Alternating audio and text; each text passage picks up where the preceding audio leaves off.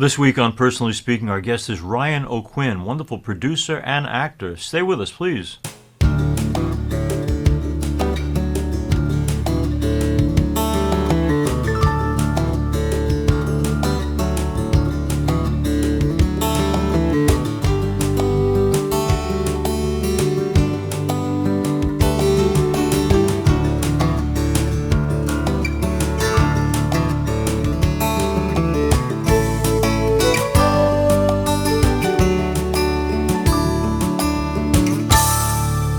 Hello and welcome to Personally Speaking. I'm your host, Msgr Jim Lisante.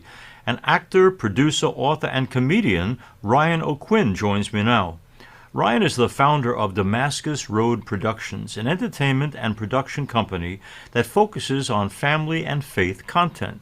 He currently stars in the new film Paul's Promise, produced by his production company, also starring Dean Cain, Nancy Stafford, and Linda Purl. Paul's Promise is the inspiring story, a true story, of one man's journey of transformation, conversion, and Ryan plays the title character, Paul Holderfield, a former racist firefighter turned pastor who started one of the first integrated churches in the American South. Ryan's television credits include Beverly Hills 90210, Alias, ER, Melrose Place, and Third Rock from the Sun. He's married to Heather, and together they are the parents of Lillian, Haley, and Asher. Ryan's here with us today to talk about his life, his family, his career, the values that matter the most to him, and the importance of family and faith entertainment today. Joining me now, I'm so pleased to welcome to Personally Speaking, the actor and producer Ryan O'Quinn. We welcome Ryan O'Quinn on the program. We're going to talk about a great new movie he both produces and stars in. But Ryan, I got to ask you a question I'm intrigued by. Is there a drop of Italian blood in you? That's a very good guess. Taking a look at my name, right? Absolutely. But sometimes I tell people, I'll say something like that. Ryan O'Quinn. People will say, "Where's that from?" I say, "Oh, can't you tell?" It's kind of self-evident, I would think. I am the product of an Italian father and Irish mother, so I got the best of both worlds. I say half of your sins, the other half feels guilty about it. So, so that's perfect. I want to ask you, Rex Reed, a film critic. We were at a dinner together years ago. He used to write for the Post and the New York Observer. But I said, let's do a program on religious films. And he said, let's not. He said, because they're always tedious, badly made, badly acted, and they're not worth it. Now you're trying to change that game very much, and many others are too. Why now are the films that have a religious perspective so much better than they were 30, 40, 50 years ago? Yeah, good question. Well, firstly, let me say that we are squarely standing on the shoulders of those that have come before us. And while I wouldn't argue that quality was lacking early on, but I would also make the case that that's the case in pretty much any industry, particularly any art, any medium for sure. Right. You've got to kind of get your footing. And so early on, I applaud the pioneers that went before us in this genre and tried to put butts in seats. That's what it's about at the end of the day. When you want to get the message out and the project out and the product out, you want to get people to see this. And so you're exactly right. The trajectory of where we were to where we are now, we've come so far. I mean, it's not uncommon to see household names headlining a faith film. So, I think, part of that is, and speaking on squarely standing on the shoulders of those that have come before us, we have to applaud the Passion of the Christ. I mean, it was the real, in 2004, when Mel and Jim did what they did, it was, it's no secret now that they went to every studio in town and everybody said, no, this will never work. Nobody will come. Nobody will see this. And, there's some semblance of last laugh involved there. But when that happened, that's when distributors really started perking up and said, among other things, the faith audience has discretionary income. When you give them a product that is worthy of seeing, they will turn out. And then at that point, all the distributors sort of collectively and figuratively leaned forward and said, how can we be a part of this? And so that's kind of where we find ourselves now. It's not as difficult to get a movie into theaters as it was, 15 years ago.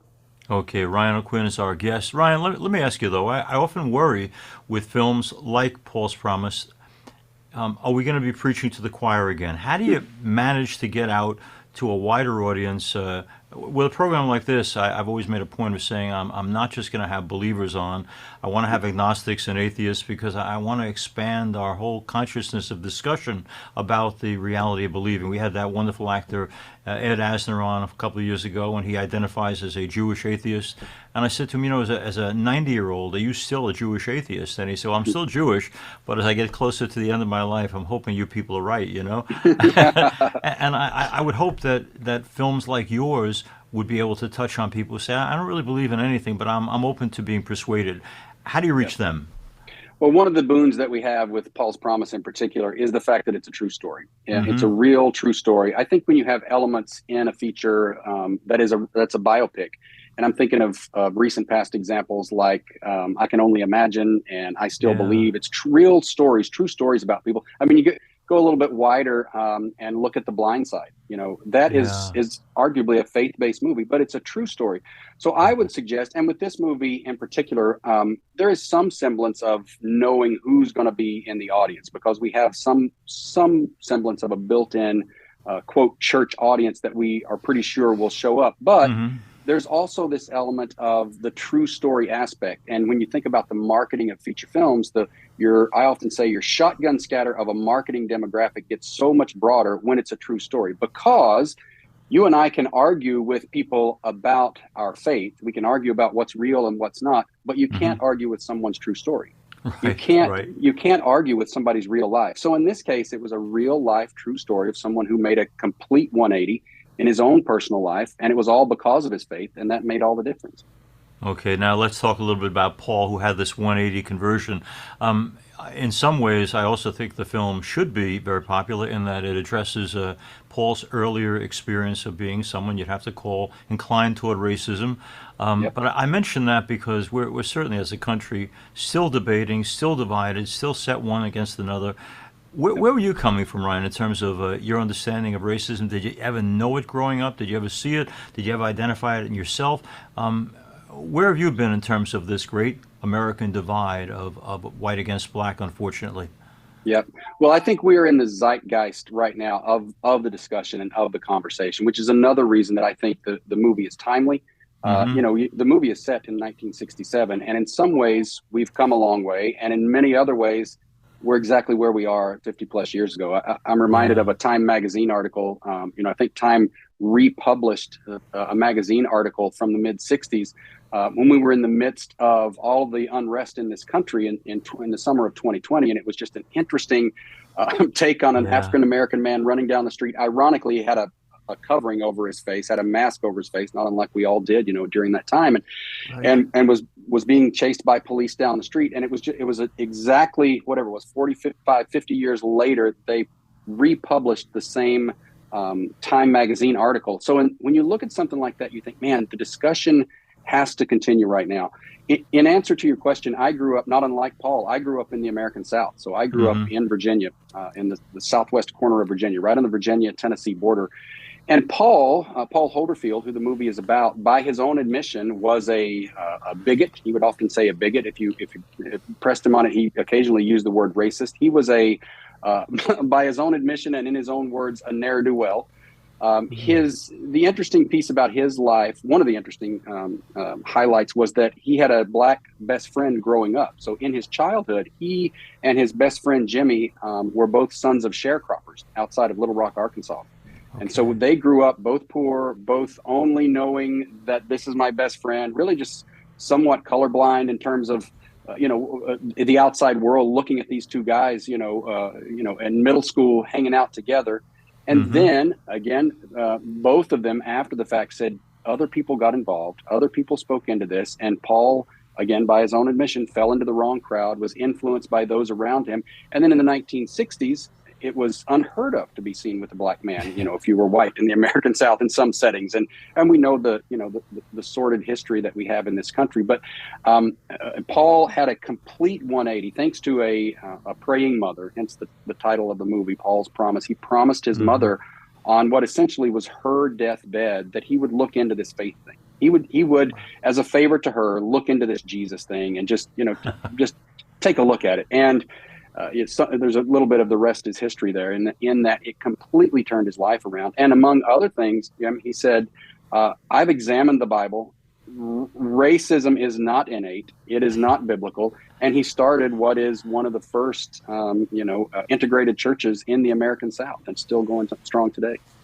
Now, let's talk a little bit about your own ministry, if I can call it that.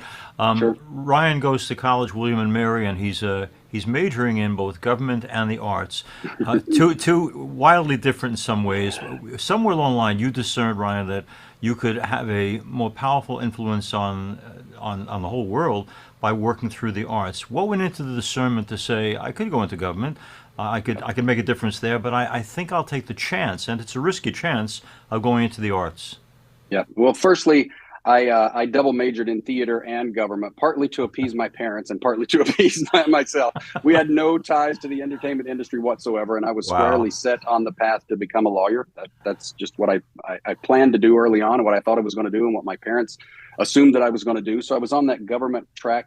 But I was always very interested in the arts. I grew up in a small little coal mining town in Virginia that didn't have a lot by way of artistic expression, but we figured it out, and we found it where we could. And I was involved in the forensics program there, for example. Mm-hmm. And then once I was able to, at William and Mary, dive into the theater program, I really knew that I had a passion for that as well. So I set out on a track to double major. And then once it was time to graduate and figure out next steps, I had this calling to the ministry in some way or another. And I really sought, I prayed about it. I sought the Lord about it. I really wrestled with this. Is vocational ministry and seminary in my future? Am I supposed to go to law school? I actually ended up deferring it at law school just to give myself a breather, just to see if that's really what I wanted to do. And honestly, I felt like that the mission field can be in our own backyard, and through a whole lot of influential folks in my life and some great mentors, I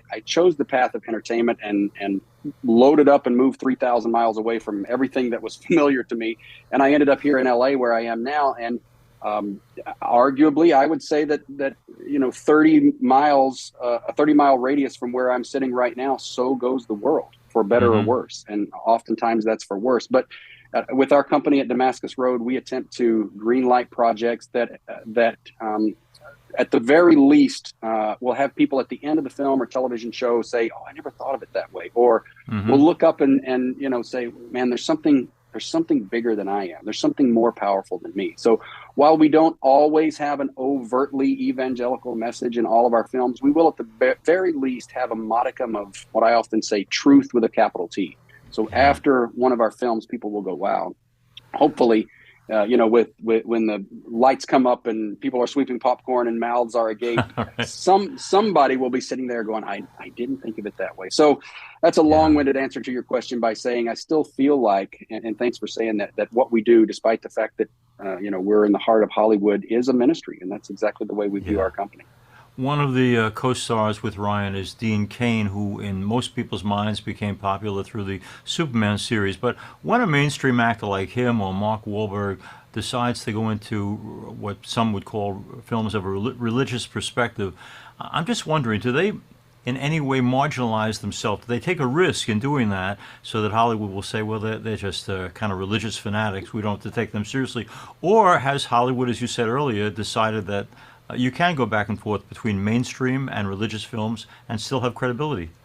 Yeah, well, you probably have to ask them, and I'm putting words in their mouth, but certainly knowing Dean and Jim Caviezel and others like that, there's some excellent actors that have decided that the quality, the content of the messaging is as or more important than laurels sometimes. And so we've done 4 pictures back to back with Dean Cain, and he's one of those guys that really, honestly, and I'm sure he wouldn't mind me saying this, but he doesn't rely on agents and managers to say, how much are they paying me? He really genuinely evaluates the content and looks at the content of a script, and then decides whether or not he can add to that or be a value add to that project, which I appreciate. Wahlberg, same thing, a case of somebody who's probably at the top of his game. And in a recent interview, you probably saw this, in a recent interview, he said that he had made mistakes in his career and missteps along the way, and projects that now he would not take. If his younger self could speak to his older self, there are things that he wouldn't do in his career, which is interesting to a guy who, the world looks at and thinks they have it all. But now he has the capacity to make decisions to take projects that really impact culture and change the trajectory of of someone's humanity. So. A couple of years ago, Dean had done a film highlighting the horrors of abortion, and I remember watching it, loving that it was made into a film so people could know the truth about the extent to which we terminate the unborn. But I thought to myself, God, this guy's going to be so blacklisted. But I'm glad that people like you keep giving him good roles and good jobs. Now, let's go back to you for a second, Ryan. You go into the arts. Anyone in the arts, at any level of the arts, says there's wonderful times and there's times when you are waiting for that financing, or you're waiting someone to say yes. And how do you deal with downtime, disappointment, rejection? How does Ryan deal with that? Yeah, good question. And certainly thick-skinned is the name of the game. As you may know, I've been an actor for 27 years. So my thick-skinned training certainly came in those early years as an actor. I don't want to deter anyone listening from being an actor, but the name of the game is rejection much of the time. It's at some point it's a numbers game, and you hear no more often than you hear yes. And that was certainly the case with me early on. It was a little bit of big fish in a small pond when I came from university, and I thought, well, here I am, and I'd done some commercials and had an agent in Virginia and had done okay, and all of a sudden I'm thrust into the heart of Hollywood, where everyone is talented, arguably, and there's stars all around you, and I had this. I was sitting in my apartment in West Hollywood, and I remember, the headshots check, agent check. I've got a phone number at the time, a pager. Where are you? I've done my job. Why are they not calling? Right. But it's certainly an up and down business, and I often say once we sort of parlayed an on-camera career into, I often say, accidentally falling into producing, which is exactly what I did. I never set out to be a producer, and then I wouldn't really know how to get off the bus in LA and claim that I was one, but sort of accidentally fell into it. But as an independent film producer, there's this harvest season and a fallow season. You certainly spend sometimes a year raising money, and then a year making that movie, and then another year raising money, and then a year making that movie. So there is definitely, in my case, a roller coaster. You have to surround yourself with good people. My wife of 21 years is my business partner in every sense of the word. She's the vice president of our company, and we really rely on each other, and we have a great team, a great staff here at Damascus Road. And so surrounding yourself with good people who know that there will be harvest seasons and times to dig in and plant the seeds, and so we're still doing what we do after all these years, thankfully. Actor producer Ryan O'Quinn's our guest. Now, Ryan, it's a perfect segue, because I'm always intrigued by people like yourself in making the most important decision of your life. Who am I going to share that life with? When you look back on the years you spent with Heather, when you met her and were dating her and considering building a life together, what did Heather have that made you say, there are a billion women out there, but this is the one? Yeah, we became great friends. Honestly, we were really close friends. Was step one. I'll just give you a quick little funny story. The first time we met, I was doing a television show on NBC called The Single Guy, and ironically enough, I was exactly that. And so we met at a Hollywood party. A friend of mine who's a co-star on the show had a party here in LA, and I didn't know anyone at the party except for the host who had invited me. And Heather was in the same boat. She had been invited by the host, but she didn't know anyone either. So we sort of found ourselves as wallflowers, watching all these people interact at this party who knew each other. And so that was kind of the first thing we had in common. And so as we started talking about, just friend, honestly, it was friendship in the beginning. And for us, and probably for many others as well, I found myself wanting to spend more time with her than anyone else. And that friendship blossomed first. And so, you have a keeper when you wake up and go to bed thinking about that person, and that person who just, and it sounds cliche and bumper stickerish T-shirt slogan, but the person that completes you. I mean, it sounds kind of weird, but that's really what it was. And so, we've had our share of ups and downs, not unlike, anybody who's endured 2 decades of marriage, but, I can't, we've got 3 beautiful kids, and we still go to bed smiling every night. So I just thank the Lord for that. That's a wonderful thing. Ryan, a lot of parents, grandparents watching or listening to a program like this would be intrigued by the fact that you put together a book on raising children as well as a book on marriage. But I'm wondering, do you and Heather have any particular insight? You love your faith, you love your God. Is there a particular right or wrong way to see that seed of faith is planted in these children you treasure so much? Yeah, and that really was, honestly, even before we got married, we had long, good conversations about exactly that. I am an only child, which probably explains a lot, and Heather is one of three. But I knew that I wanted more than one kid, and so through premarital counseling and through some good mentors in our life, we really talked about the goal of having kids and what that meant, and training up the next generation. I wear a bracelet every day that has Proverbs 22 on it, and it just reminds me to train them up in the way they will go. And so that was a real cornerstone for our marriage, knowing that the ultimate goal was to raise up the next generation, in our case of believers behind us. And the books our comedy version, the kids book, or the book on parenting rather, came first. It's called Parenting Rules: The Hilarious Handbook to Surviving Parenthood. So it's really, I refer to it as kind of a bathroom book, and it's just anecdotal quips that you can pick up and read really quickly. But from our own real, the excerpts came from my time on tour as a stand-up comedian, and my stand-up comedy spawned out of my real world experience with my real world kids. When I came off the road doing stand-up, I had 3 kids under 5. And so, needless to say, Heather was ready to pull her hair out, and mine. I was on the road about 120 days a year. But the time I was with my young kids, comedy ensues. And so I wrote a book about that, and then a comedy book about marriage, which Heather, whose name is not on the cover, but it very well should be. She was my co-author in the Marriage Rules book. And so if there is any key, I would say humor has been at the heart of our entire relationship, and you can't take yourself too seriously. And so again, we've managed 21, almost 21 years this year of laughing with and at each other.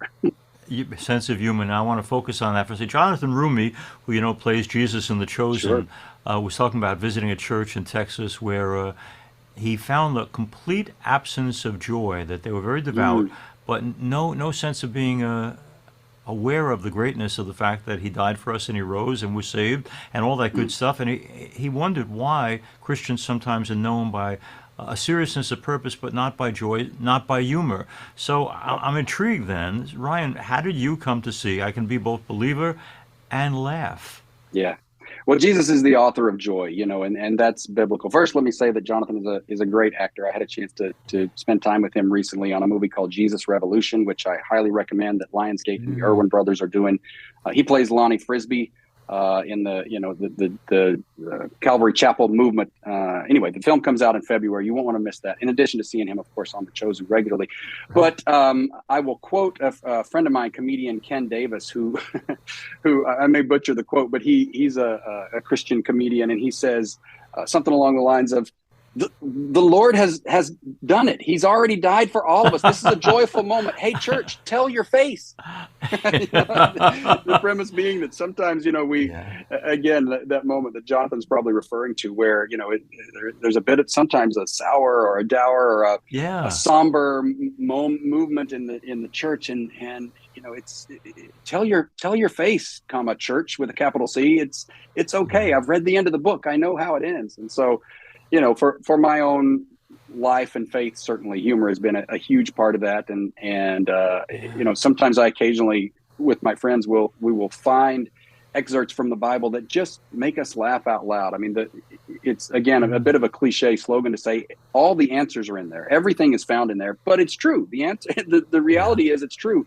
And it's filled with, Hollywood has nothing on the Bible, right? It's filled with thrills and intrigue and deception and murder and just anything that you've ever wanted in a storyline is found in the Bible. And so, and humor is no exception. So I would encourage anyone to look for that and to remind ourselves, as Christ followers, it's going to be okay. We're taken care of. That's Laugh right. out loud. We have a reason for rejoicing. I often say in our Catholic community that folks come up to communion looking like they've lost their best friend. And I said, hey, if you really believe this is Jesus, then shouldn't you be thrilled to be taking him into your own person? And I wish there was more joy. And you do that in the way you present everything that you do, both in the movies and writing, which is wonderful.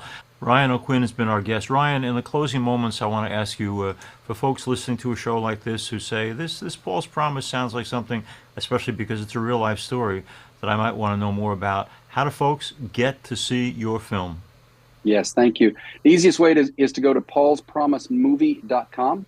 Okay. So at that website, paulspromisemovie.com, you'll see a trailer for the film, of course, which gives you some more insight and understanding. But also there are some tabs for theaters, so you can see where it's playing nearest you. We open in theaters nationwide on October 21st.